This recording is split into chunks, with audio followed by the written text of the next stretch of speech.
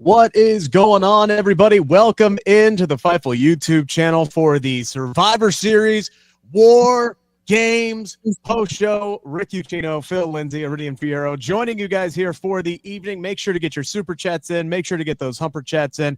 We are going to make sure to read every single comment that gets sent into us via those two platforms by the end of the show tonight. We got a lot to dive into. We had two War Games matches. We have a brand new United States champion in Shinsuke Nakamura. Bron Breakker able to retain his Intercontinental Championship in a banger of a triple threat match. And Gunther is still your world heavyweight champion. Lots to talk to. Phil, Iridian, it's been a while since I've talked to either one of you. Phil, how's it going, my man? Appreciate you joining us here tonight. I'm good. Fresh off of a solid pay-per-view, morning of podcasting that went way longer than it probably should have, but it is what it is. I'm here. Iridian, hi. Nice to see you. Nice to see you, and nice to see you again, Phil. We just saw each other this week on Wednesday. We were at a show, so 10 out of 10. Great to see everybody. Super excited to chat WWE. I know this is weird for us. Yeah, this is weird for us. Usually we're talking AEW, Collision, and Titty City and all those sorts of things. But now we actually get to working. What? Come on, Iron Savages, man. Anyway, it's a whole thing we went on this a week ago. Anywho, so I digress. None of that tonight. We are here to dive into Survivor Series War Games. Want to hear your comments on whether overall what you thought of the show tonight or each individual match. And of course, we're going to be reading those once we get to the matches. So, like if you're Jay Miller who sent in one for the United States Championship match, we will read it when we get to the match. Our expert moderator Luis will make sure that I read everything before we get off the air tonight. So let's not waste any more time here. Overall, Phil, we were talking before the show went on the air, kind of a slow start, picked up in the middle. Overall, I think this was a pretty good show. Did have a bit of a slow start though, but it really got kicked into gear there toward the second half. Yeah, I think the matches picked up. The opener, boy, it started slow. It took a minute to get going, but it eventually got there. Iridian, overall thoughts for Survivor Series tonight?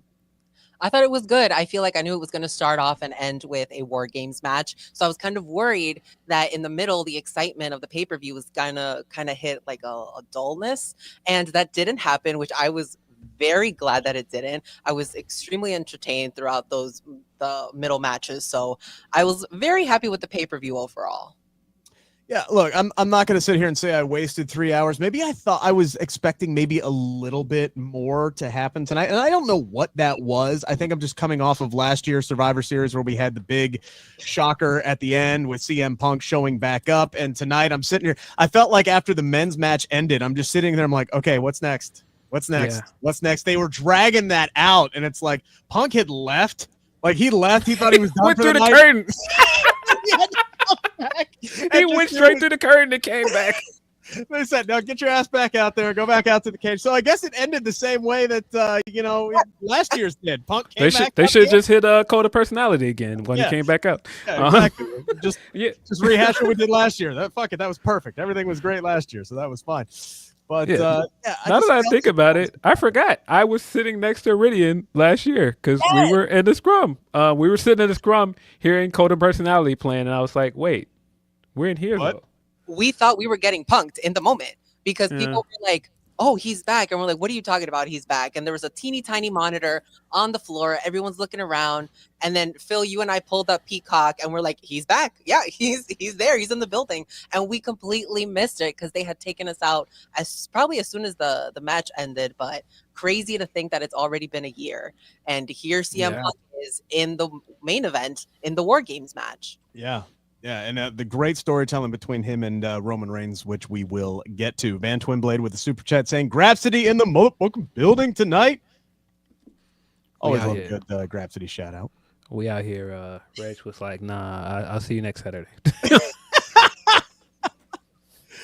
All right, let's start off with the women's War Games match. It was Team Rhea versus Team Liv. There's a lot of notes that I have on this page. I'm not going to run through the entire 45-minute match of it, but this is something that I'm watching the opening 15, 20 minutes of it where, Bayley and Nia start off, which it was already going to be kind of a slow start to this match.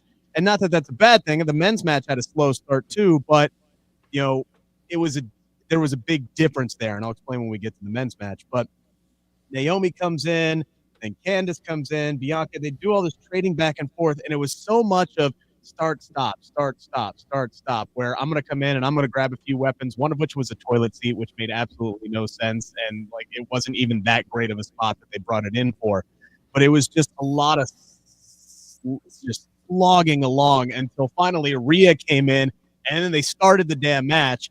And then it was like the firework exploded, and it was just an exchange one after the other of just these well-timed, fast-paced, quick offense. Io Sky is an absolutely insane human being in the best way possible. Not only did she give the sickos what they wanted by putting the trash can on top of her head, on top of the cage, but then she did the over-the-moon salt with the damn trash can on top of her. Spot of the match. We get a little bit of craziness with the Tiffany cash-in tease here. I'm not sure if that was really needed. Rhea ends up winning the match for her team. Riptide on Liv Morgan through the table. Again, Phil, slow start, chaos in the middle. I had fun. I just, ultimately, I feel like there was some stuff missing from this match. Every year I feel like I have this same conversation with myself where it's like, you got to get used to WWE WarGames matches because they're going to ramp up like the spots. It's not going to be so much violence. We're not going to see any blood. It's not going to be really any hardcore stuff. It's just going to be like the spots inside of a cage match, which when you've seen enough WarGames matches, that's not really what a WarGames match is, but it's just like their version of it. And it's like, so, and not to say that that's a bad thing. It's just, I have to get used to it because when it's happening, I'm like, all right, some parts where you have people just laying on the ground or just stopping and standing and clearly waiting and setting up spots. It's like, yeah, do something. There was a lot of that in both matches. I caught, yes, several people like wait. I was like, crap, hold on, our timing is off here.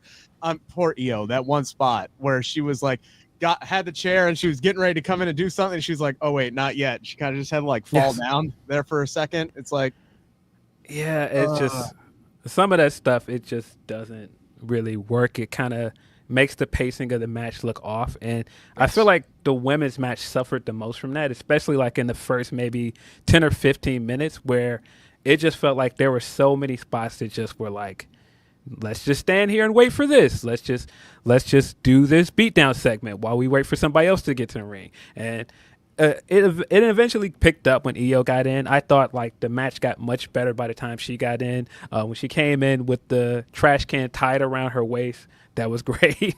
Yeah. But yeah, I mean, even stuff like towards the beginning of the match where we had Nia and Tiffany doing their tandem offense, all that stuff was great. But man, it took a minute to get there. I feel like once all 5 members from each team got in there, the match really picked up and it got better because the 5v5 stuff actually was better than the actual setup for the match. That's when I felt like the match actually got good. But man, that first 15 minutes or so, it was a little bit of a chore, to be honest. I have a suggestion. Can we just tie the damn weapons to the side of the cage? Like, can we already have them in the dang cage, like in some kind of a setup mode? Maybe you can't do the tables, right? And you can have one person do the table, but to have one person come out, oh, I got to look under the ring. Crap, my weapon ain't there. Let me go around the ring steps here. Let me find that. Every single woman did that. Like every single one of them, like couldn't find their stuff, and it's just like it drug on. Can we do some pre-set up stuff here, Iridian? Like I feel like that would have pick things up a notch here a little bit.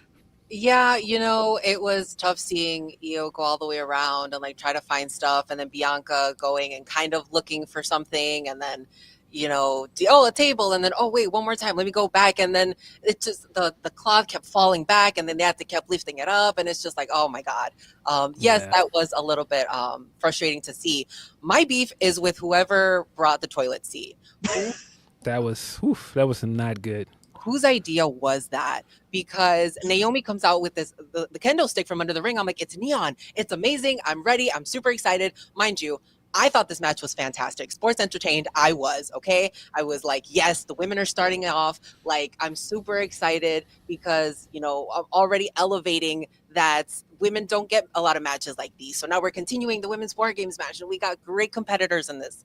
And then you bring out a toilet seat, and I'm like, oh my God, where are we? You would not put the toilet seat in the men's war games match, I'll tell you that. So why would you bring it out during the women's match? And I get it, the spot, haha. But in my head, I'm thinking of like, people are going to make so many memes. Someone is going to put that on them. And that's just like degrading the women in the match that they're having. Like, why? That's like if it was Naya's idea, she said, "Hey, wouldn't it be funny if I'm wearing a toilet seat?" While if it was one of them who pitched it, like if Naya was one that pitched it, like okay, I can maybe, but like somebody's got to be like, nah. You know, it's not gonna be as funny as you think it's gonna be. Someone has to be backstage and be like, you know what? Let's put a pause on that idea, and we'll get back to it. Not put the toilet seat under the ring. We'll come back to that one. By the way, my favorite person that came out looking for something was Raquel. She comes out and she pulls the table out. Because first of all, she comes out of the cage and the crowd didn't know how to react. It didn't seem like they wanted to boo. They didn't want to cheer. But then when she started pulling the table out, they started cheering. And then she was like, oh, I'm going to leave this here. And then they were disappointed. I was like, they were ready to get excited for the table and she didn't bring it in. And then when Rhea tried to bring it in with her, she was like, no, you're not coming in here with that table.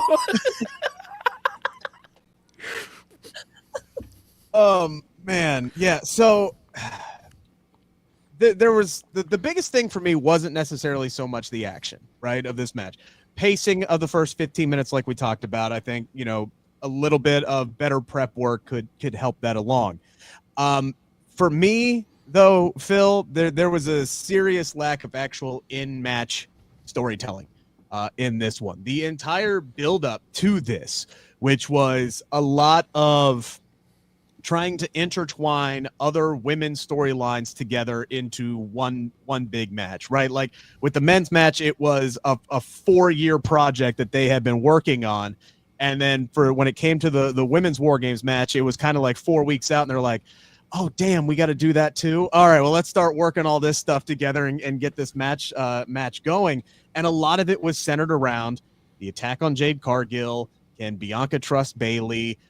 Bayley and EO, they have history. Like there should have been a lot more dissension amongst the baby faces in this match than there was there any really whatsoever. Like I think the only dissension that we got was the Tiffany cash-in tease where she hid her briefcase in the trash can, which I thought was a brilliant little spot because she didn't have it when she came out with her, but that was nice. But at the same time, I'm sitting here going, how the hell would this work if she were to cash in? Because she'd be pinning one of her own teammates. Like even they probably didn't know how that would work, which is why there wasn't an actual cash-in attempt, and it was Raquel who was stopping it. So I don't know why strategically for Tiffany, like if she's trying to win the match for her team or something, maybe if she's trying to just sneak one on Liv Morgan while she was down, maybe, I don't know. I felt like I could have done without the tease, and that was really the only kind of storyline element we saw brought into this matchup. Yeah, I thought going in, we already knew that because when we opened the show and they showed everybody coming in with their street clothes, everybody had on sunglasses for some reason, and everybody else's team was together except for Roman's. On Roman's team, everybody else came like alone. The only person that came in with Roman was Jimmy, and I thought that was actually really smart because it sold the idea that everybody else is on the same page. Roman's team is not on the same page because none of these guys trust him. And so that worked, but the women all came in together. So when they started this match, there was no like dissension at all. We didn't get any playoff of the Bayley and Bianca stuff. They mentioned the EO and Bayley stuff, but it didn't really go anywhere. There's also this weird bit of the match where it looked like Bayley had tweaked her ankle, and she kept selling it for a long time. So I was like, is she okay? But then I was like, wait, no, she's just selling. But she sold this thing for a long time, and it didn't really lead to anything. Yeah. Yeah, like Bayley last year, Iridian, was the MVP of the Women's War Games match. This year, with her being like the central figure and she's the one who replaced Jade Cargill, I thought a lot of this match was going to be built around her. I didn't notice her a whole lot tonight, unfortunately. Yeah, unfortunately, she kind of, I guess, fizzled to the middle right after she fought Nia. She took her sleeve off. She was hitting her with the sleeve, and I was like, oh my god, yeah, that's cool. That was a good spot to open up. Yes. Yeah, I was like, you didn't think that would happen, and then you kind of just didn't notice her. Tiffany Stratton had her great moment with when her and Io were at the top of the cages, and Tiffany hit the swanton, and then of course Io hit the moonsault with the trash can, which is already all over Twitter and all over Blue Sky everywhere. Yeah. So shout outs to them. But interesting, yeah, because I feel like Bayley in the WWE has kind of been on an up and down kind of, and right now she should be on the up, but she wasn't on the up in this match. So interesting to see also who the winners were. I know we'll get to that, but you have two champions on Nia's team and on Liv's team. So how was that not also playing a role into this match at all? Yeah. Yeah, this was the definition of let's go out here and have a fun, crazy match with a lot of, like I said, once Rhea got in there, the offense and the timing and everything just kind of really picked up. Pacing picked up. I was having a lot of fun watching it over the last second half of this matchup. I thought the finish to the match was great. I thought the right team went over. It's the one I was expecting would go over. I thought maybe Io would get the win since she's the one who's set up to be the next challenger for the Women's World Championship. But Rhea gets a measure of revenge. She pins Liv Morgan. I don't really have a problem with who won the match. Do you, Phil? I don't. I just feel like we're never getting out of this Liv and Rhea storyline. It's just never going to end. We're just going to keep going back to this matchup over and over again, and I don't know why. Kind of like Finn Balor and Damian Priest, maybe. Just yeah, that too. Yeah. It's crazy that Rhea and Jade are on the same team. I feel like right now they're building Rhea to be what Jade was in AEW. I know we're talking about WWE, but Jade was very strong and she was powerful and she was undefeated for a long time. You couldn't bring anybody to Jade that Jade wouldn't beat. And now it seems like Rhea is in that position that you're like, okay, who can really beat Rhea? And of course tonight she went over. Did you look at how she came out? Of course you knew she was going to win. Of course. Fantastic. Yeah, she's a total badass.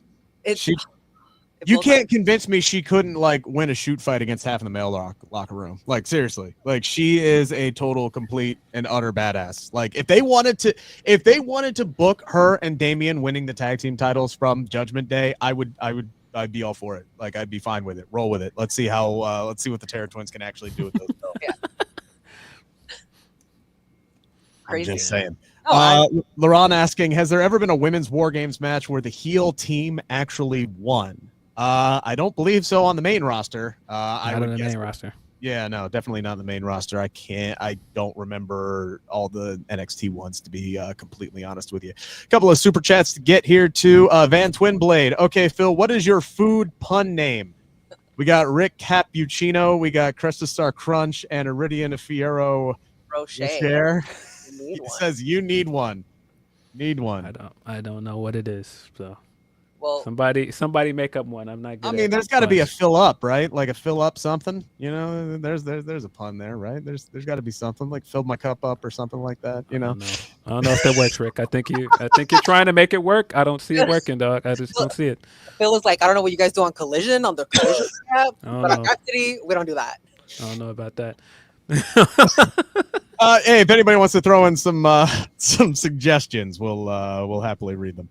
We got Tyrone Kid saying, "Have my eyes deceived me? It is Rick and Iridian, but also I love you, my tribal chief." I'll tell you what. So in case I forget to mention it, Solo Sikoa or not Jacob Fatu was making me crack up laughing with that "I love you Solo" shit. All match long, I can't get one of these off the. I keep clicking one and the other one pops back up. We gotta stop this. There it is. All right, we got it. All right, technical issues have been solved. We also got one more here from Auntie. Let's get to that one. Just say love to y'all. Appreciate you, Auntie Collins. Thank you so much. Appreciate you. Yes, absolutely. So again, guys, get your super chats in, get your humper chats in. That is the guaranteed way to get your comment read on the air tonight. All right. So what do we think this means for Rhea and Liv moving forward? Do we think maybe there's the blow-off match at Saturday night's main event. That is a show that they are really kind of trying to hit up with all the look. We're going to get Cody and KO there. The United States Women's Championship Finals are going to be there. They're really stacking this one up as the premium live event for the month of December.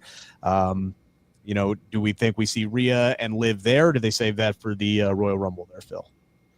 Well, they need to announce where Io is actually getting her match, because she's had this match for about a month. So she's right. owed a match. So she should get her match first. Maybe they're going to do that one at Saturday night main event, and then they'll save the Rhea Liv match for day one or something, or the next pay-per-view. I do think there would be some poetry to doing it at the Royal Rumble, considering that those two finished 1 and 2 at the Royal Rumble. Well, I think they're probably gonna do that match again at Mania. Can you imagine they drag it? Don't do that. I mean, look, and this is not throwing shade on the Raw women's locker room, but it's like they have the talent there. But is there anybody that they have shown that they're invested in other than Io, who is on the rise once again, Liv and Rhea on the roster? Like that's it. They're the top 3 easily right now on the Raw women's roster. Io is the number 1 contender. Like they've been showing vignettes for Lyra Valkyrie. They've tried to build other people up, but this feud has just gone on too long. I hate to be the one that says it, but it has. It's gone on too long. I'm just ready for it to be over. What I will say is I do think that Tiffany Stratton is probably going to cash in on Liv, and they'd probably make this just a Rhea and a Liv, no championship beef, because honestly, like it's just, again, like you guys said, it's gone on too long. I'm a little tired of it. Love them, but I'm just a little tired. Yeah. Would not be surprised if it ends up being Charlotte Flair that gets the women's world title match when she comes back at WrestleMania. Also love Charlotte. But why? Why would you do that? I'm just saying, I would not be surprised. Where's Chelsea Green? Somebody. Oh, she's working for the other title. Yeah, that is something I did think in this match, though. They needed somebody like Chelsea or a Shotzi that would do the crazy bumps, and I think that was part of what was missing that you did have in the men's match, because you had guys that would take the big bumps or take these crazy spots. Like there were people that were like trying to like do exciting things, but like you needed the Chelsea of the world that will go, yeah, I'll go through 2 tables, fine, why not? Yeah, good. Yeah, shut me off the top of a ladder. I don't give a damn. And that's a crazy thing to say, right? Because you have Candice LeRae in that match, a woman who's known for going hard. But in WWE, the way that she's been booked in matches, you're not set to believe that, oh my God, Candice LeRae's in here. We're going to see some crazy things. And yeah, they did set up the chairs and, did a little spot on that. But then afterwards, what did we see? We didn't see anything. Yeah, I felt bad when she missed the sunset flip off the top of the cage. Yeah. I was like, oh, that would have been so damn cool. Like, and crazy things happens, in the WarGames match, especially. Oh yeah. Like, there's so many things you have to think about, things that you have to pay attention to, plus with the cameras, plus the referees, and then look, it's scary. Yeah, stuff happens. Like you could even see like after that spot, like Io's climbing the cage underneath her, and she's like trying not to laugh her ass off after that spot. So it is things happen, but overall, this definitely picked up, and I'm not sad that I watched this match tonight for sure. Our second match of the night was for the United States Championship. It was LA Knight defending against Shinsuke Nakamura. Nakamura, new entrance gear, new entrance music. Again, I think he may have set a record for having new entrance music after just debuting new entrance music in like less than 24 hours. But I hate to say this as a guy who loves his old entrance theme. Both of them, as a matter of fact, his heel and his babyface one. I dig this new subdued version of his theme song. It really fits this new persona that he's showing, where it's not so much the rock star, but just this absolute sinister killer type, and following through on some of the stuff that he was promising to do to Seth Rollins. Like the actual character itself isn't much different from what we saw out of him last year, but now it feels like they're more behind actually clearly giving him some big victories as he immediately comes right in and wins the United States Championship. And Phil, I said on Twitter before this match happened, the way he came out with the samurai mask and the presentation and everything, I'm like, he has to win. He absolutely has to win this match. You cannot bring him in with all of this and then immediately have him lose, or this match end in a disqualification, or literally any of the things that we've seen them do with Shinsuke Nakamura in the last 5 years on the main roster. But to my surprise, they followed through and they gave him the United States Championship, which I believe was the right move to make. Yeah, I thought his entrance on Friday was great. Tonight, like you said, had slightly different music, but the presentation of it is incredible. Shinsuke is just the master of theatrics, man. He's the master of like getting something like this over. We've only seen it twice and people are already like, this is so cool. Like having that blood moon behind him, and then when you get further away from it, you can see that it's the rising sun Japanese flag. That's so cool. And then he's got like the makeup under the helmet and everything, the way that they showed the silhouette and everything when he showed up, and you could just see the horns off of the samurai mask. So dope. And I love that it seems like he's doing like at least an homage to Great Kabuki.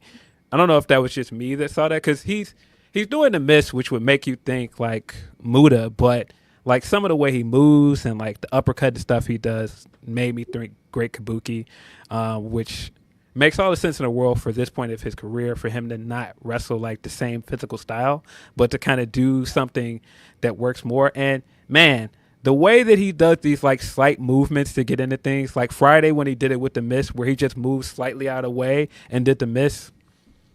So cool. And he did the same thing here where he moved out of the way a little bit and thumbed somebody in the eye. Awesome. Oh, dang. Oh, and he's gone. Where'd he go?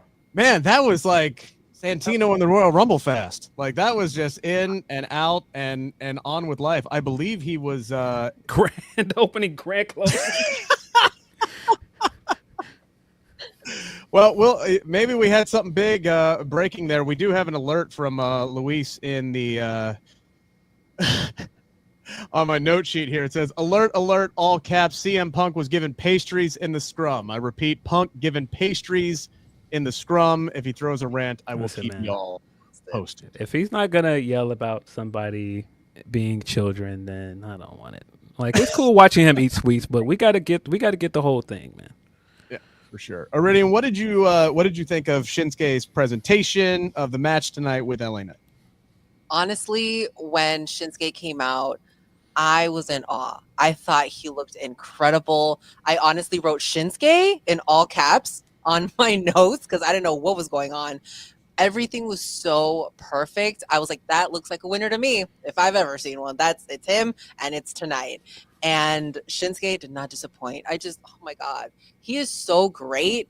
And it hurts my brain that it's not going the way it should. Hopefully we're on the up and up, but he just hasn't felt like the biggest, best thing on the roster. And I know he is one of the biggest. Like it hurts my brain. It really does. Yeah. I'm hoping now that he's got this run is going to be very important for me, because I feel like anytime that they have given him a championship, Phil, it's just turned into a parking space, basically. Like the last time he had the United States Championship, I think he had it for like 6 months and he was never on TV. And I think he defended it like twice. And once was like this grand house show on Nashville that they just decided to throw up on the WWE network. Like the whole Shinsuke Knock America run it's just like, I'm hoping that this is a new regime. Maybe they'll actually do something with him in the United States Championship, but with a women's United States title that they're going to have to start booking here soon as well on a 2-hour show. Whew, boy, I'm really nervous that there's not going to be enough time, but we'll see.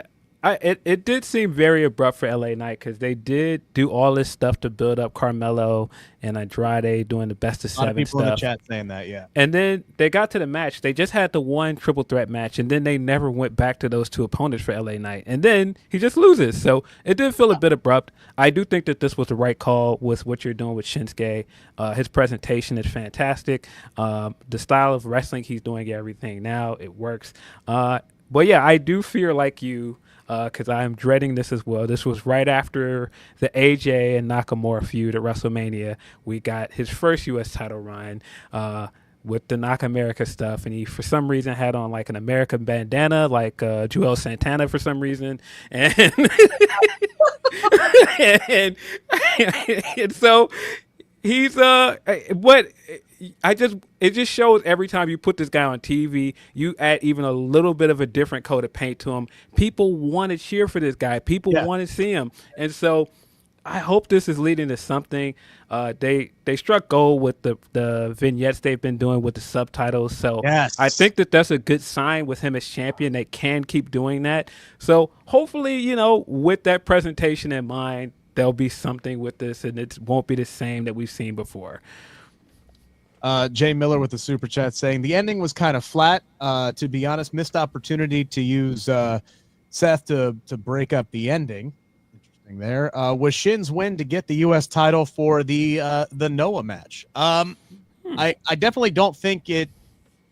I don't think it was a capper. Like I don't think somebody in creative was sitting here saying, "Hey, you know what we need to do for this guy's match for another company is end a title run of LA Knight, one of our top baby faces, and give it to this guy." So, this guy that we haven't used on television since April. But I will say to make that match a little bit more, a little bit more. It definitely doesn't hurt, but I don't think that would be a deciding factor in any way, shape, or form. I actually did really like the storytelling again. For anybody who's not seen me on a Fightful post show, I'm a big storytelling guy. I loved the story of this match with Shinsuke Nakamura from the get-go, getting inside LA Knight's head. And, whether or not, LA was trying to wrestle this way, or whether it was just one of those nights where he was just a little bit off with a couple of his moves. But he takes that stiff elbow to the face early on in the match, and then he just wrestled off like the entire matchup. And he looked like he was wrestling like he had no confidence, and it looked like Shinsuke was in his head the entire time. And this is where I think Corey and Michael Cole were absolutely masterful on commentary, because they were really selling that part of it. Anytime he slipped just a little bit, they were like, "See, there it is again. He's not quite as sharp." And then they said once he got his head planted on the steel in the middle, they were like, "It's over. This match, blood in the water. He is done. He takes a Kinshasa. He's out." And now it's like, okay, let's see how LA Knight can bounce back. I'm excited to see that story of how LA Knight gets back to being. Is he just going to show back up on Friday and be the brash bravado and all that stuff, or is there actually going to be some more layers to this? That's what I'm interested to see moving forward, Iridian. You know what's interesting? When LA Knight was about to come out, they put the little decibel reader of how loud the crowd was going to be. And LA Knight comes out and I'm like, all right, we're going to see 90s. We're going to see 100. That thing is going to move. And they didn't move anything. They didn't even try to add a couple of numbers to that. And I was like, okay, it's just a regular, the crowd is the same from before he came in to when LA Knight came out. And I know I was cheering. So I was like, I know they didn't hear me. So they didn't. They didn't factor that into it, but I was like, okay, that's a little shady, but very interesting. Yeah, that commentary the whole time, I was like, all right, you guys are sounding a little biased because he's not even in the ring yet, and you're over here pointing out oh, I don't know if you saw that, but he dropped his championship, and clearly he's not rare. He's not. Yeah. Wow, that's crazy. But I was like, you know what? That's really good. Again, Rick, like you said, storytelling from commentary, because even if you were watching it and you didn't think that LA Knight was off of his game tonight, clearly commentary was going to tell you that he was just not having a good night. And we ended up seeing that. Yeah. For sure. Now I'm sitting here waiting to see if Sean doesn't do another run-in, but hey, we'll hear from Sean right now real quick. Hey guys, I'm here to tell you about betonline.ag, the official betting partner of Fightful. It's not just an online platform. They've been trusted for over 25 years. They boast a focus on the player approach and have built their reputation on offering their clients nothing but the best. From cutting-edge technology to enticing promotions and the latest sports betting odds. Whether it be wrestling, MMA, boxing, or football, baseball, basketball, or racing, anything you can think of. All major sporting events are covered by betonline.ag. fast payouts, highest credit card acceptance industry-wide, safe and secure online environments, and their live betting feature allows you to bet on your favorites weekly and easily and in real time. BetOnline.ag, that's where we're going at Fightful. That's where we suggest you go as well. That's where we get all of our odds at. BetOnline.ag. Only bet what you can, and please bet responsibly. Got another super chat here from Pat, who was at the show, just got back. What a night. Hope Vancouver came off well. At least not during LA Knight's entrance, as Iridian noted. Sorry for the JT Miller chants in the main event. LOL. Make sure to get your super chats in, get your humper chats in. Guaranteed way to get your comment read on the air tonight. Let's dive into this Intercontinental Championship match. Felt like I needed a cigarette after this match. For me, this was the one of the night. And you just kind of knew that's what was going to be the case. You had Bron Breakker, Sheamus, and Ludwig Kaiser, who just continues to take the ball with every opportunity that he gets. This is a guy that there's not a doubt in my mind that all three men in this match were going to be holding the Intercontinental Championship at some point in their career. Sheamus is going to get it one day. At least I hope he does, because I know he really, really wants it. But to me, this outcome was never going to be in doubt. I knew Bron Breakker was going to win this matchup, but that predictable doesn't mean bad. And this one was on fire from the get-go. Bron Breakker just showing off the insane athleticism. The two missile jump spots this guy had, the one from like outside of the camera, like looked like he dove from underneath the camera to hit Sheamus, and then the one where he just catapulted himself off of the ring apron through both guys on the commentary table. The spear that he hit on Kaiser at the end, I mean, that man flew.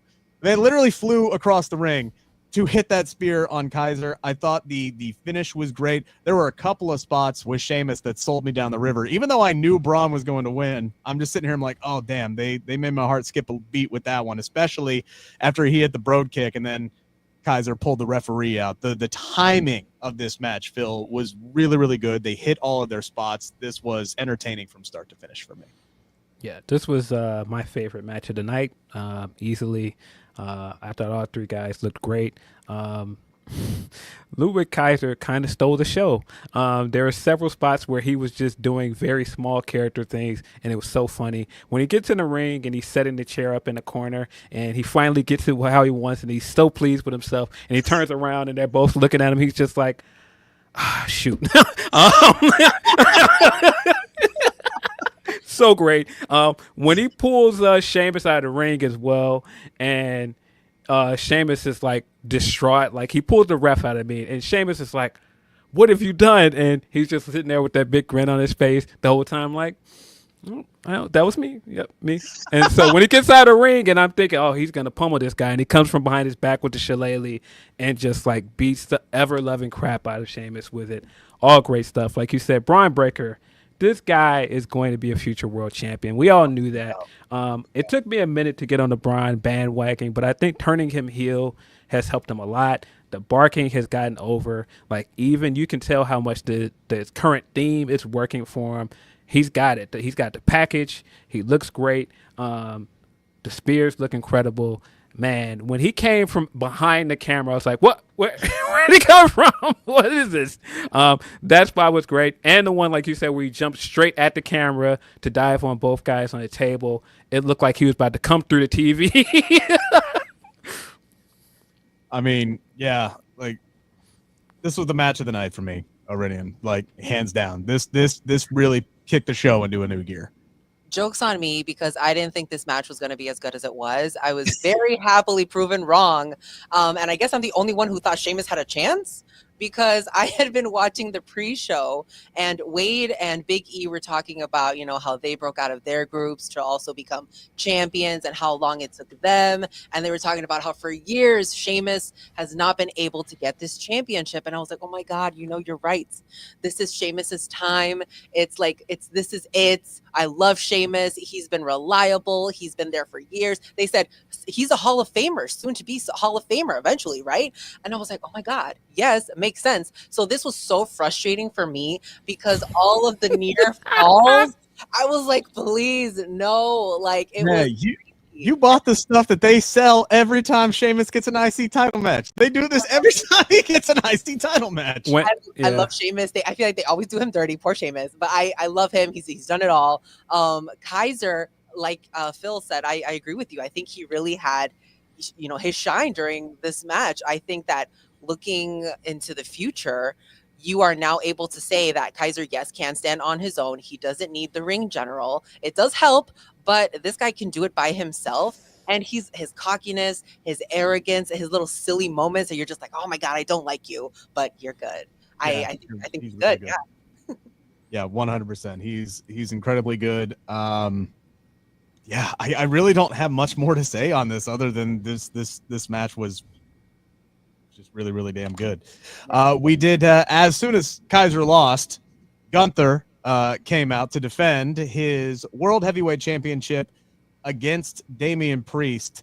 All right, so Phil, before we get into the match itself, I do need to ask you, what did you make of the build to this match with what they have been doing with Gunther? Because I've been seeing a lot of constructive criticism and a lot of hate toward this build of what they've done with Gunther, basically, throwing the C word out there, calling him a coward, and this, that, and the other thing. And it's been not exactly been the kind of character work that we see from Gunther typically. So what do you make of the build leading up to this? I'm glad that they made the loss to Cody mean something. It wasn't just like he lost and then came back and acted like nothing changed. Losing to Cody, it made him unsure of himself. And Damian came in like, look, man, I've already been a champion. I'm going to beat you. And you could see, like, with every exchange where he kind of, like, either outwitted him or he, like, showed more fire than him in the promos. You could see all of those times Gunther was kind of looking around like, this feels familiar. That's what that other guy was doing. And so I love all of that stuff coming into this match where he thought he was going to jump Damian from behind, where he was sitting at that table. I don't know what he was doing at that table. He was like looking at some blueprint for the building or something. I don't know what was going on, but he tried to jump him at that table and he got the best of him. And I was like, oh man, what's happening to Gunther? I wasn't one of those people like he's Barry, but I was like, I'm curious to see where this is going. I loved going into this match and how Damian looked the same way in the match. Cool, confident. Then when he tweaked that shoulder, Gunther, all of a sudden, that smirk came across his. He was like, "That's all I was waiting for." And as soon as he saw that weakness, he pounced on it, and that was the entire rest of the match. Him targeting that shoulder, staying on him, wonderful stuff. All the stuff you expect from Gunther. Great limb work. Him at one point when he's selling the shoulder, Damian tries to get him up for the South of Heavens, can't get him up. Soon as he lands, chops him clean in his neck. I was like, I don't think he can breathe. Is he all right? Yeah, the whole match for me, that one spot where Gunther was like, yeah, it was like that moment, right, where like in Rocky, where like Ivan Drago got cut, and then it's all of a sudden like there's that hope. There's that hope, and it's like, okay, I'm in. I know exactly what to do, and you could see his brain working, and then he just goes to work on the shoulder. I thought Damian's selling was absolutely spectacular, and look, the match story was perfect right then and there, Iridian. That's all they needed. That was the only out, honestly. That like I get wanting to protect Damian because to his credit and to WWE's credit, they have gotten him over. He is on a different level now than when he was the World Heavyweight Champion. And the fans are now fully behind him. The reactions that he's been getting on Raw have been the best that he's ever gotten on the main roster. And it's very, comparable to some of the other top baby faces in the company. So, you want to try to protect him in some way, shape, or form. I felt like they did that with the shoulder injury. Mm-hmm. But then they decided to double down and have Finn Balor interfere in the match, delivers a coup de grace off the steel steps on Damian. Gunther did not want that, and Gunther kicked Finn Balor's head off, but then he was still smart enough to pounce on the opportunity and end up beating Damian Priest by choking him out. So at least they didn't have Priest tap. Yeah. But I'm torn on the Finn Balor involvement because, one, that doesn't do anything for Gunther as a competitor, or to give him his confidence back, which might be part of the reason why they did that, so they can continue this different, spin that they're taking with Gunther and whether or not he's still as dominant as he believes himself to be. But this also means that Damian Priest and Finn Balor are going to keep fighting each other. This is Rhea Ripley and Liv Morgan all over again. These guys are always going to fight. And you know what? Shout outs to Gunther for taking Finn out, because he was like, no, you're not in this match, sir. Go back to the back. And he was like, he was just so great. I honestly have no constructive criticism for Gunther. Shout out to you. You keep doing you, boo. If it was up to me, he would always have a championship. He's so great. 10 out of 10. But Damian, I think, when the camera cut off, like when he fell off the top rope or jumped off the top rope, I don't know what happened because the camera moved. Yeah, camera missed it. Yeah. No thanks to the cameraman. And then he was on the floor all of a sudden, and it's just like, things happen kind of quick there. But Gunther knows when to strike, and that's just so good. You see it in his face when that moment, like his eyes sparkle a little bit because he knows he's about to get you, and that's honestly scary. So I'm glad that Damian didn't tap out. I think it's the better choice that he just kind of passed out. But again, I don't want to see Finn and Damian fight again. Like, this is another probably WrestleMania match. Who knows? Yeah, I don't want to see Finn lose again. Like, I'm sitting here like, can we find a way to get him? Can we find a way to elevate this man? Like, you put him in a Hell in a Cell match against a guy who was leaving the company, and you put the guy who was leaving the company over. Like, honestly, I think there's only one person that can save this, and that's going to be the Demon. So bring him out. Bring him out, man. Let's do that. You know what? The only thing that I liked about the only thing I liked about the Finn Balor spot there, Phil, is after Damian fell off the top, the crowd started chanting, "You fucked up." Yeah. He didn't.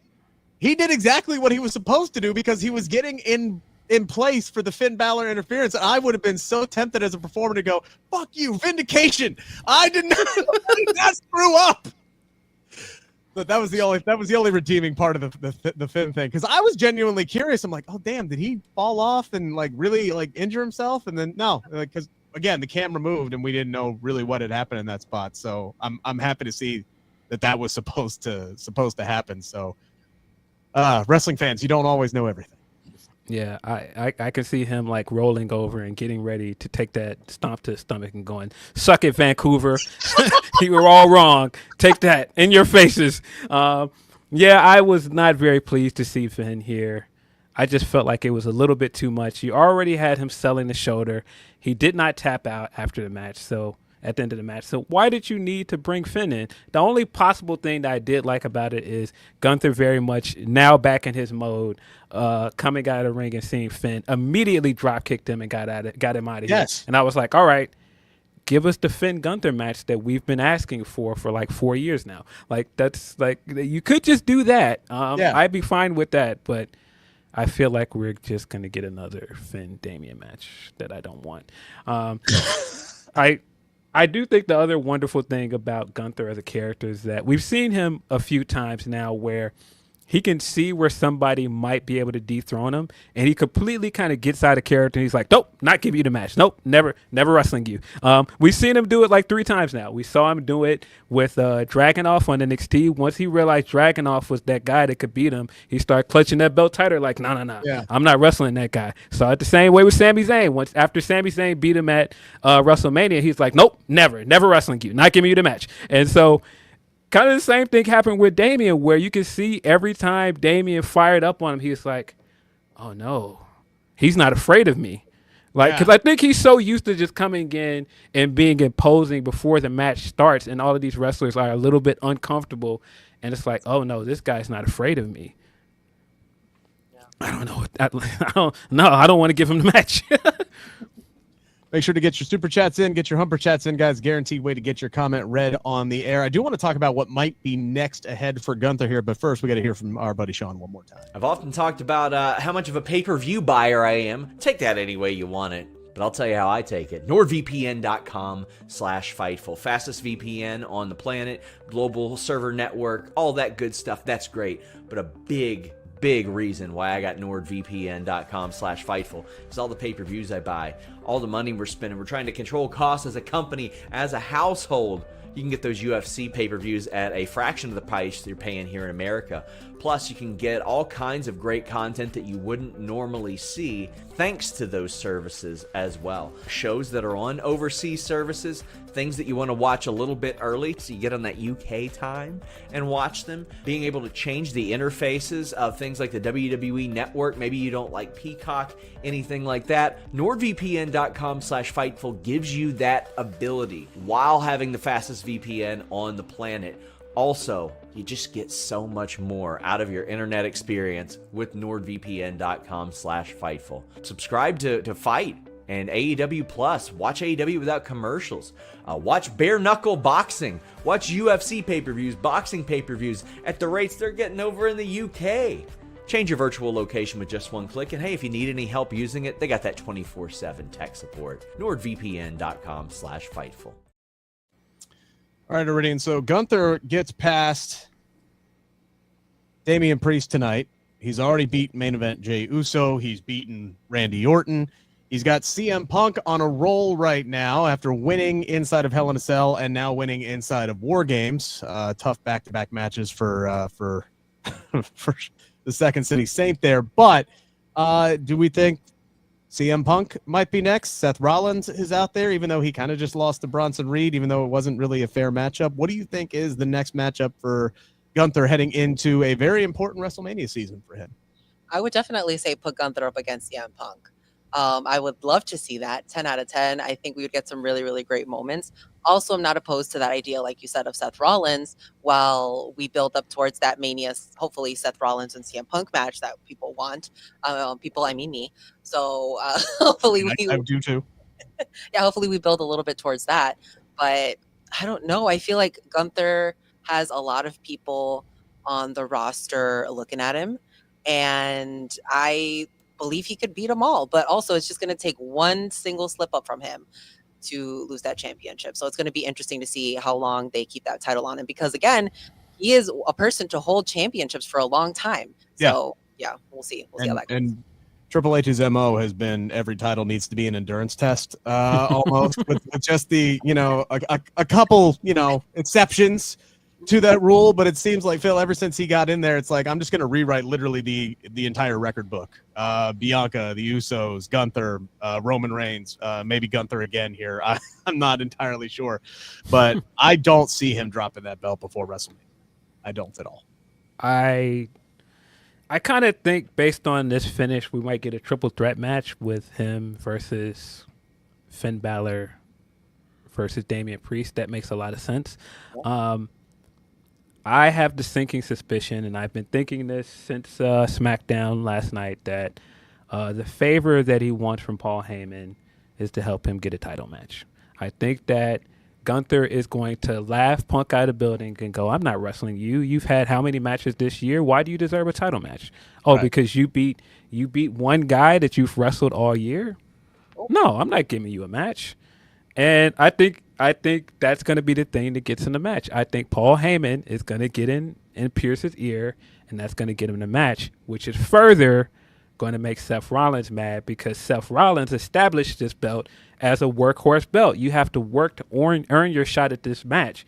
And this is exactly what he was afraid of letting these guys win, that they're going to overuse their power. And I think that's exactly what's going to happen. I think Punk is going to call in a favor, and that's how he's going to get his world title match. And I kind of think it's going to be the main event of WrestleMania. Okay. Damn. All right, because my thought process on this, I think John Cena is winning the Royal Rumble. I thought John Cena versus Gunther at WrestleMania 41. From my mouth to Antoine Phillips' fingers here, that's the direction I see them go. No. In all honesty, that's the direction I see them go. Okay. And that's a match I could also see them booking in the main event of night one. I mean, Cena going for, number 14 or 14, number 17, breaking the all-time record, and maybe that's the one where maybe Gunther finally gets his full-on groove back as he just decimates the old man. But that's the direction I see them going personally. More realistic. I just don't see him teaming with Roman if he's not sitting here thinking about the long game. And he's got to look at this. I came back with one goal in mind, and that was main eventing WrestleMania. I got in that Rumble match, and I got hurt. He's like, wait a minute. I did this Hell in a Cell match. I did a WarGames match. I'm not doing a Rumble again. I know a guy that owes me a favor. That's how I get my match. Will Chisholm with the super chat here said, I think WWE won't help themselves to put the title on Punk. It's a real chance that he wins. Look, I definitely think there's a strong chance that Punk is going to win a world championship one day. Maybe not the WWE championship, but the world heavyweight title. That's the match. That's other than the fact that the other belt he held for a year, he has more history with the world heavyweight championship. He cashed in twice to win that belt. Yep. That was the belt he had when he had the Jeff Hardy feud. Like, it makes all the sense in the world for him to win that belt. And Seth would hate it. A WWE shop is selling that CM Punk belt, that spinner belt, which is crazy. It's wrong. People hate that spinner belt, but then when CM Punk is on it, they're like, oh my God, it's such a great belt.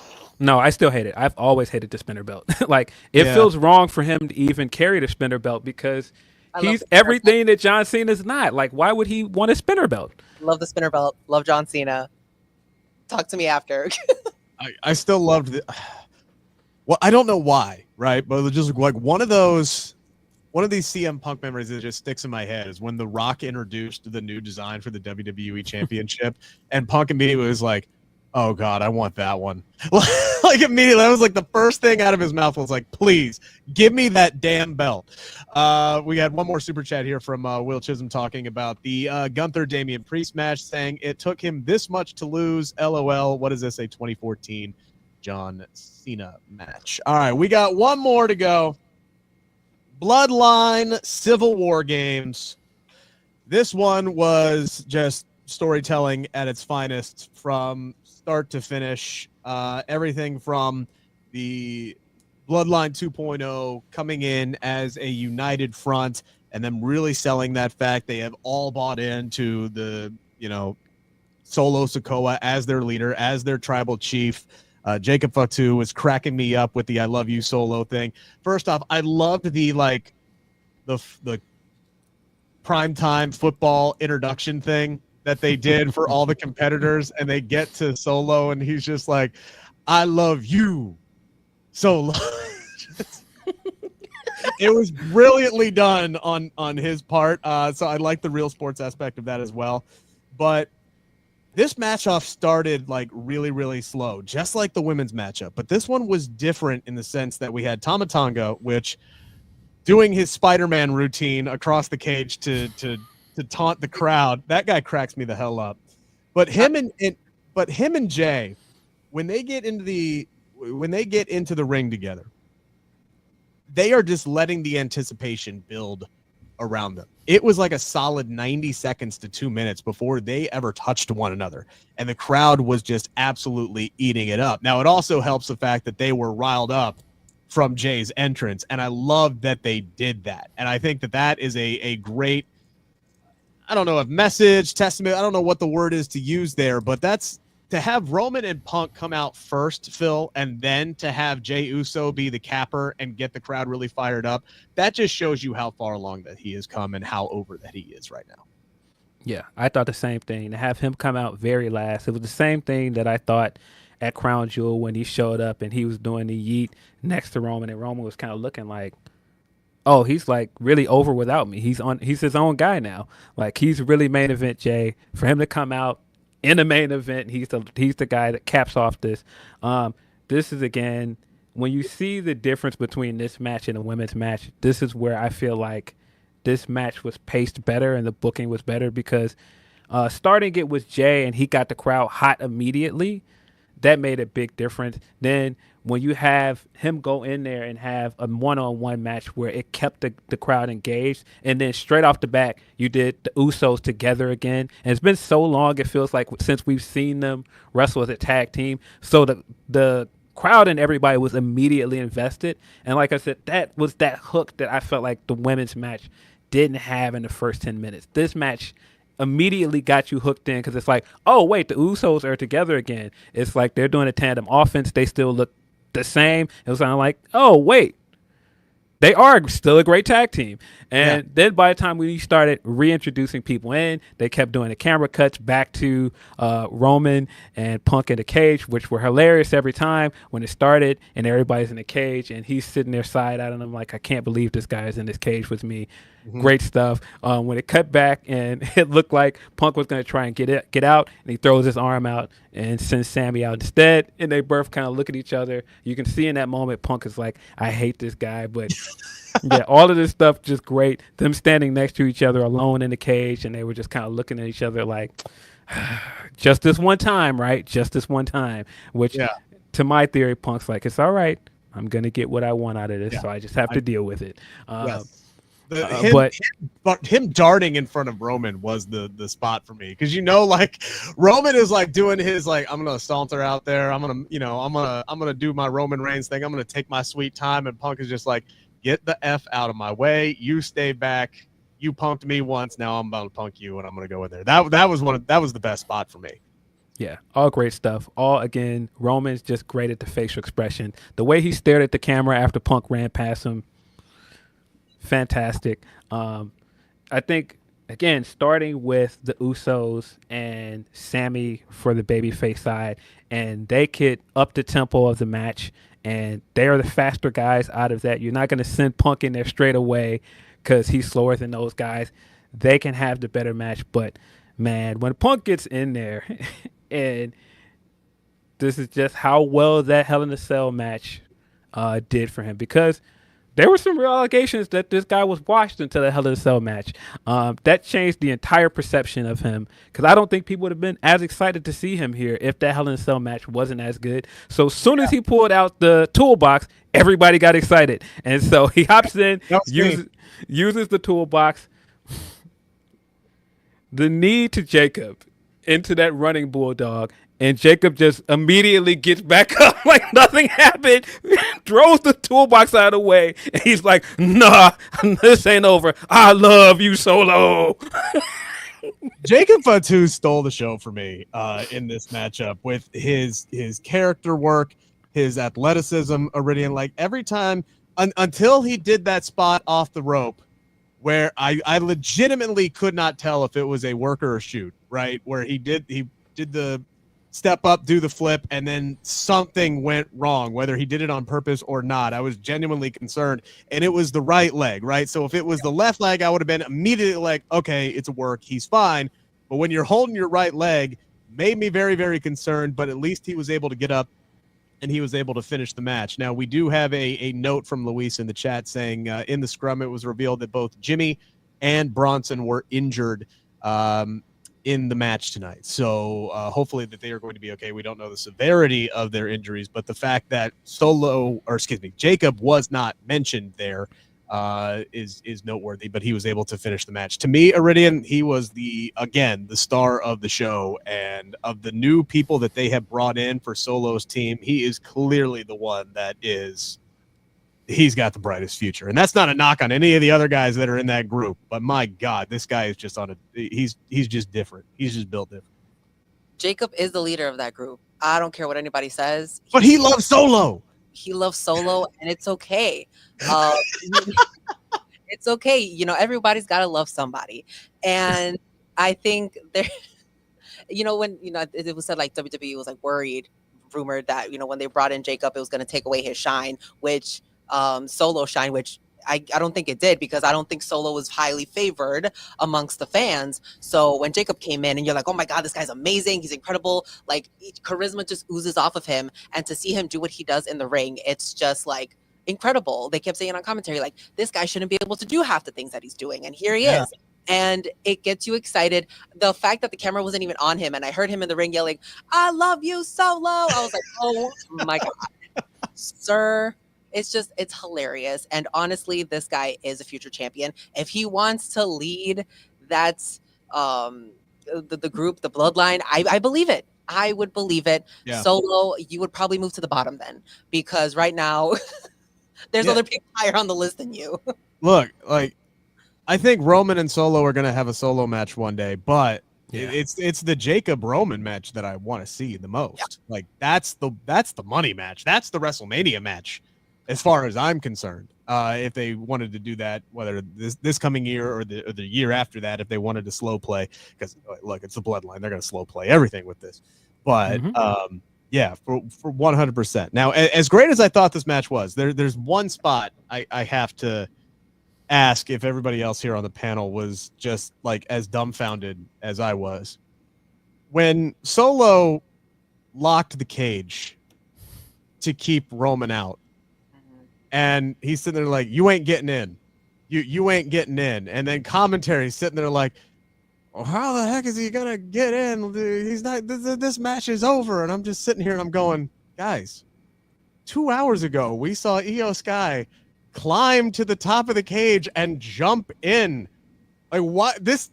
Who came up with this idea of locking Roman out? Like, there's a roof. This ain't Hell in a Cell. What? This probably was the dumbest thing I've seen tonight by far. The same person who thought of that toilet seat. That's yes, they're over 2. They are over 2. Stop having your intern give ideas, please. This was bad. The only way this would have took me out of the match. The only way this would have worked is this was the spot to put Rollins in. Rollins comes up behind him, hits him in his knee with a chair, and he does the you're gonna climb with one leg? How you gonna climb with one leg, huh? Yes. You're gonna climb with one leg? I was stunned Seth Rollins didn't come into this match.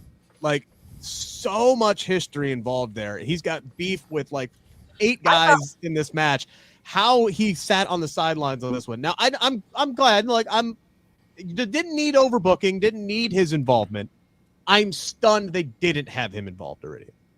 I honestly thought Drew McIntyre was going to come out at one point. I was like, they're stalling. There's just some weird stuff going on in this match. Like, they kept looking in different places. And I was like, this is weird. And even at the end of the match, when they were leaving, I was like, okay, it still seems like the camera's on them for a little too long. The hugs are a little weird. I was like, is Roman turning on somebody right now? Because it was just awkward. And then, I know we'll talk about it, but CM Punk left, came back. I was like, oh my God. I was like, what's going on? And I also do want to backtrack to when CM Punk brought in the tools. People cheered because I think we were finally getting weapons. I'm like, yeah, we got 2 tables. Compared to the women's matches, the WarGames match, men didn't do anything with, like, chairs and the tables and the trash cans and the kendo sticks. So I was really cheering for the toolbox, and they didn't even open it. Yeah. Well, it was full though. We heard it. Yeah. Yeah. I'm glad that it was full. But that's to my point earlier of, like, we're used to WarGames match where it's supposed to be violent. The Hell in a Cell match was way more violent than either of these these WarGames matches. So I think when people saw him bring out the toolbox, it's like, oh, we're gonna see somebody bleed, and nobody bled. No. We do have an update though, a Fightful Select update. This may have been what Sean was wanting to talk about. I'll dive into just a little bit of the details. Fightful Select's Corey Brennan has confirmed that Jacob Fatu, despite landing awkwardly, was not hurt after the match. Big Bronson Reed, not so lucky. It appears that he, from the tsunami off the top of the cage, suffered an injury to one or possibly both of his ankles on the landing. And then it was Jey Uso who revealed that Jimmy Uso broke his toe off of one of the splashes. So speedy recovery to both of those guys. It does sound like everybody else came out of the match okay, including CM Punk, who was limping a little bit at the end of this match. So, yeah, that's the one thing, man. Like, I'm seeing this man who shattered his foot just doing a stage dive into some fans, like go through WarGames and Hell in a Cell, and I'm like, okay, he's good. He's doing all right. He's on a good stretch now, but I do get worried a little bit here. We got some super chats that are getting backed up here a little bit. We got Alan Jeanette saying, going to enroll in Tsunami State. That spot was absolutely insane from Bronson Reed. I really do hope that he gets he's fine. Love for Boo saying, I broke my toe the same way that Jimmy did, except my Uso splash was more of a fall from a 4-foot fence to cement. Yeah, I wouldn't want to do. I wouldn't want to do either. What was you running from, bro? Where was you going? Where was you running from? Yeah, I was gonna say, can we get some more context on this? Like, I feel like I need to know. It's a story to this. What you doing? Sure. Are you being chased by a dog? Like, what was going on? I need more information. Will Chisholm saying it's going to be real when we see the face off with Jacob and The Rock. That's look, sign me up. Maybe. Sign me up for literally. Yeah. Low-key stole this match as well. Tama Tonga is the funniest person in the world. When they did the introductions, like you said, and we got Solo doing his, and it got to Tama Tonga, and he's like from University, mastering, yeah. And even when Punk is getting ready to get in the ring, and you see all the other Bloodline guys, and they're waiting, and Jacob is like pacing back and forth menacingly, and the whole time Tama Tonga is like peering over his shoulder. He's like, yeah, get in here. It's hilarious. He's a hyena. He's like one of the laughing hyenas from Lion King. Is what he is, and it's great. I hope he continues to do it. Alan Jeanette saying, I thought Paul Heyman was going to come out with something to cut the chain. Lord, thank God that Roman just climbed the damn cage and went in there. Because if he had the fact that everybody went along with that spot, even Roman saying, "Hey, give me a key," like I don't. At least he could have said, "I don't climb." Do something, but everybody from commentary to Roman to everybody was just pretending like the cage didn't have a roof for a second. It took me out of the match so much. I guess because of his size, you could say that maybe he can't really climb. So, I mean, but then again, you have the toolbox in there. Somebody from inside could have just broken something. Or I thought they were going to have some kind of cutters under the ring. You had everything else under there. So the fact that he asked for a key, I was like, who's going to have the key, Roman? Who's going to have the key? And then I really thought Solo was going to have it in front of him and just kind of wave it and be like, I got the key. Haha. You should have swallowed it or something. That could have been a little bit more action. I don't know. Yeah. Just the fact that he was like, you ain't getting in here. You ain't getting in here. And I'm just like, mother effer, there ain't no roof on the damn thing. Yeah, that was hilarious. The fact that he yelled it all the way from the ring, like, hey, Roman, you ain't getting in here. No, I think he's good. I think he'll be able to find a way in. And I also don't think he heard you, sir. No, he's talking to the ref, what'd he say? Yeah. We got another super chat here saying, love WarGames, but the cameras at the end seemed as if Roman accepted the other guys, moved on. So where does the Bloodline saga go from here? Well, they're obviously going to keep it going because Solo is not just going to say, oh, well, even at the end, though, commentary is just Solo Sikoa still wears the Ulafala, and he's like, well, why? Yeah. Where is it? Where's it laying down? Have Roman pick it up and walk off with it. This match should have been for that, shouldn't it? That's what I thought this was for, but apparently it's not because we have to keep this going. There were a lot of interesting bits at the end of this that I noticed. Roman looking like he was going to get squashed by Bronson. CM Punk being the guy that saved him. Great spot. Also, like you said earlier, when they surrounded Solo and they all took their time picking him apart, and it led to the GTS into the spear. Which the GTS almost didn't happen. Yeah, he stumbled there for a second. That might have been where, because he was limping, right? That might have been where he tweaked something or other. Yeah, great timing on that. But I love right afterwards that Punk is standing along the ring at the end, and he's just like, everybody else is happy, and they all go to him and hug him. None of them hug Roman. None of them go back to Roman. Again, laying in. These people still don't trust him. This was just, let's all team up together to beat these guys, but I still don't want to be your henchman. I still don't want nothing to do with you. The only person, funny enough, that still wants to be around him is now hurt. He doesn't have an ally because Jimmy's gone. Well, he broke a toe. I'm sure they're not going to take him off TV for that. But still, you're not going to put him in matches. He's not going to come in and do run-ins for you. He's on his own. Wait a minute. You guys did not have your ones up when Roman came out, is what you're telling me? No, I did not. I'm sorry. No, I was doing this. I was up here. I was ready. Also, That's what I'm doing. very CM Punk like to try to start beef before the match even starts. He goes up to the cage and he's President Bronson. And I was like, sir, in true CM Punk fashion. That's what he was brought there for. Yeah. The He's camera, kicking the wasp's nest. the camera cut off. And I was like, oh my God, here we go. It's the end of the night. The show, they called it, but the camera was fine.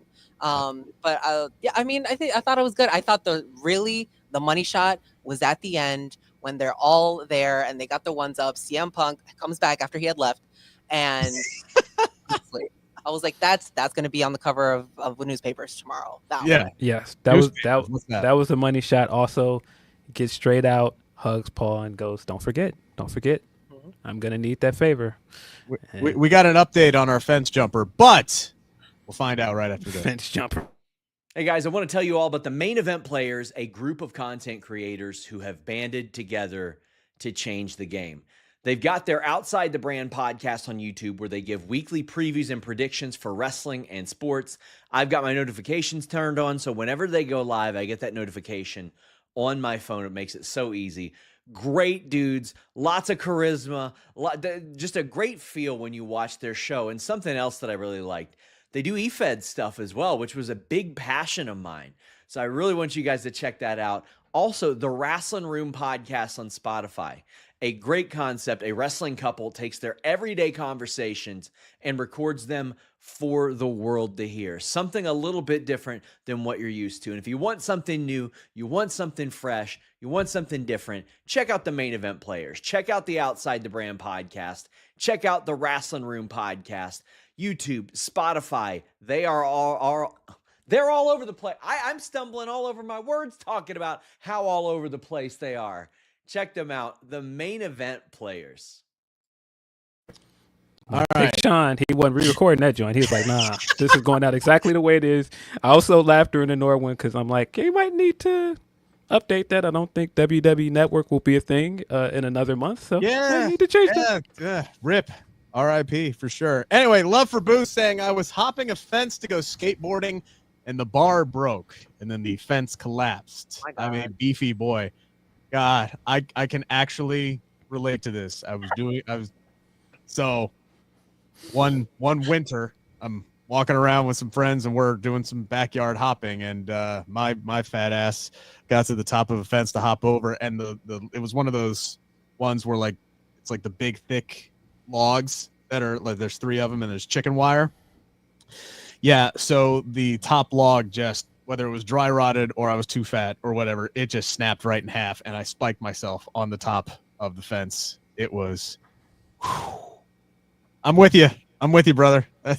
That shit hurts. So you're ready for a WarGames match now? No, I'm good.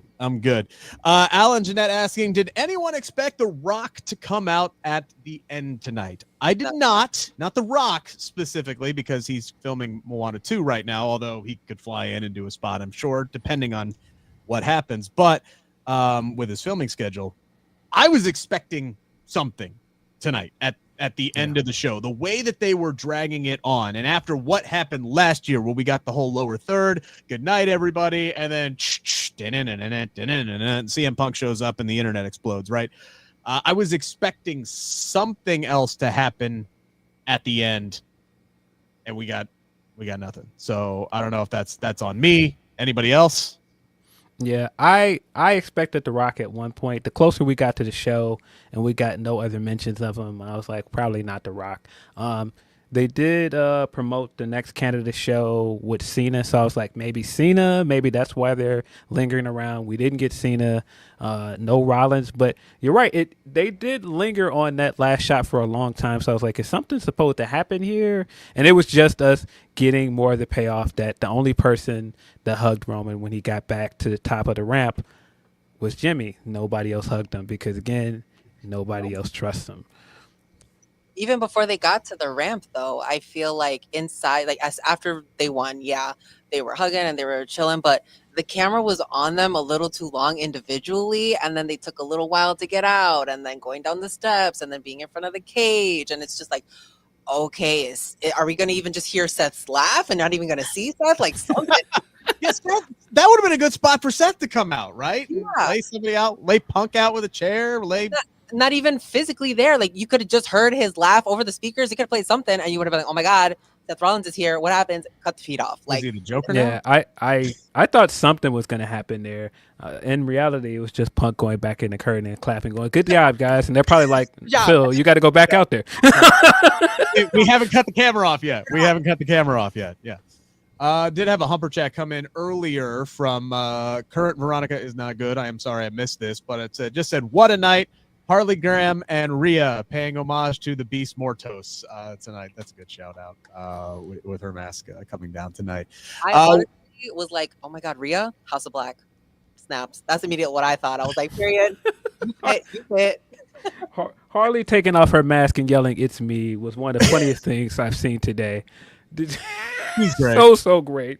She's great. She's another one of these that I think is an absolute superstar in the making. She's got her character stuff down pat, and once the in-ring stuff, which is already good for somebody who's got 50 matches under her belt, once that really gets into the next year, she's going to be unstoppable, man, for sure. I was not surprised, by the way, final thing to bring up here, not surprised at all that Paul Heyman's attire from when he came back on SmackDown, that everybody was like, "Oh, he looks just like Solo. He's going to be joining Solo." Total red herring the entire time. Like, absolute total red herring, just to get the internet nerds talking. Can't anybody dress casually anymore? Like, yeah, look, man, he wanted to look stylish. It was his first show back in a long time. He wanted to look good. That's all. But no, I read this all along as he has no allegiance to any of these guys. He's not messing with Solo because he threw him through a table, and I don't think he trusts Roman anymore. So I think all of this is just like, nah, I don't mess with any of these guys. That's why I brought a guy in that's only loyal to me. Paul Heyman, for his entire on-screen career, has been, as a manager in WWE, I am going to align myself with the person who provides me with the best chance of survival. Yes. And the one time that he finally said, "No, I'm going to stand up. I'm going to do what's right. I do not acknowledge you, Solo Sikoa, as my tribal chief," he gets triple power bomb through the announcer's desk. Why the hell would he immediately come back and align with Solo? Like, that completely, I'm just like, this is obviously a red herring. This is bullshit. And we're supposed to look at Solo as a fraud. Why? If anybody knows that this guy's a fraud, he stood next to the Genuine article more than once. He stood next to Brock. He stood next to Roman. He knows he's not the guy, man. He's not going to go over there with him. And to my point earlier, Roman's not the guy either anymore. He's not champion. We've seen multiple times when the guy loses the champion, Paul's like, "Well, this was fun, but I'm over here." Like I said on Grapsody, Paulie's for the streets, man. He's not staying with you after you lose that belt. No, his percentage of the winner's purse goes down when you don't have that. Like, and I respect it. Listen, man, to a certain degree. We had a fun 3-year run, Roman. I called you multiple times. You didn't return my calls. Look, I'm over here now. Yeah. I'm over here now, man. Look, it's cool. Oh, God. Well, we appreciate everybody who has chimed in the chat. Hope you guys have had a good night tonight. Iridian, where can the fine folks find all of your good work? you guys can find me on Instagram, on Twitter, on Blue Sky. It's my username is my name, Iridian Fierro. On Instagram, Iridian_Fierro. And every Saturday, you guys can catch me here at the Collision Post Show with Rick and Cresta. I know here reviewing WWE, so it's a new routine for me, but I will be back next Saturday for Collision. And also head over to Rest Friends on YouTube. That's WREST Friends. And I do a lot of interviews, I do vlogs, and I just have a great time over there. So go ahead and subscribe to my channel. Phil, where can the beautiful, fightful people find you? Not on Twitter very often. You can find me on Blue Sky, of course. You can find me, of course, every Saturday at noon Eastern, co-hosting Grapsody with Righteous Reg. Sometimes we are on Patreon as well, asking your questions every other Thursday for Ask Grapsody. I think that's it. You can find my writing at Bleach Report. There we go. You can follow me on X or Blue Sky. Just search Rick Ucchino as it's spelled there on the screen. That is the one-stop shop for all of my work, whether it's for here on Fightful or for the takedown on SI for Sports Illustrated as well. Just did an interview with Mercedes Moné ahead of Full Gear.